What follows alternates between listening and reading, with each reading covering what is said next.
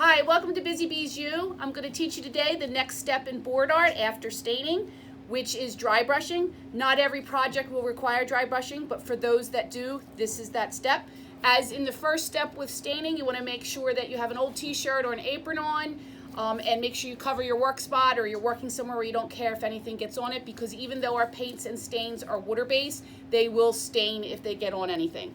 So the first thing you're going to do is you're going to take the brush that you used for staining. You're going to make sure it's been cleaned, and you're going to start with it by dipping it in whatever color you're using. You never want to go right from the color to your board, so I always have a dab off. It can be a piece of paper, it can be a paper plate, it can be a paper towel, whatever you have convenient. And again, you want to go with the grain. With the grain, the wood has a natural lines in it. You want to go with that. I'm good at going left to right, so I actually line my board up that way. I kind of put it on an angle because that's the way I'm going to work. So I dip my paintbrush in, dab off a little bit. You want to go as light as possible, and you want to hold the brush down here almost towards the bottom or towards the top of the metal. And you want to go back and forth with it gently. You can always add more pressure, you can always add more paint, you can't take it away. So you're going to go back and forth until you get your board.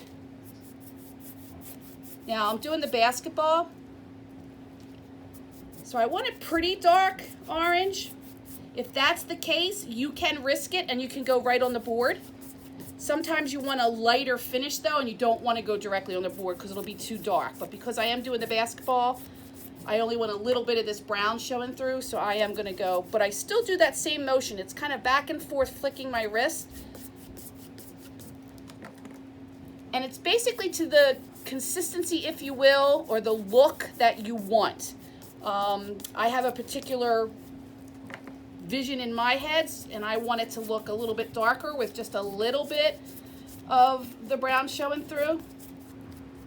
So I'm going to put it on pretty liberally. These projects were designed to be more rustic.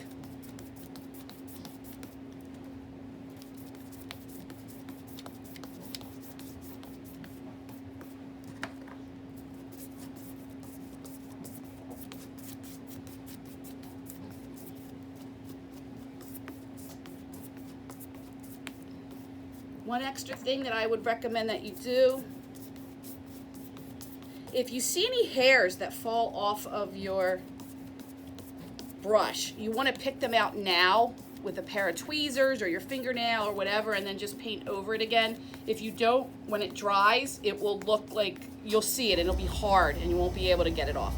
I like to always on my pieces just put a little bit of dab on my edges, because if it ever gets to hang on the wall, and you don't have to do it completely, but if you ever hang it on the wall and it doesn't have this little bit of brown, it really stands out.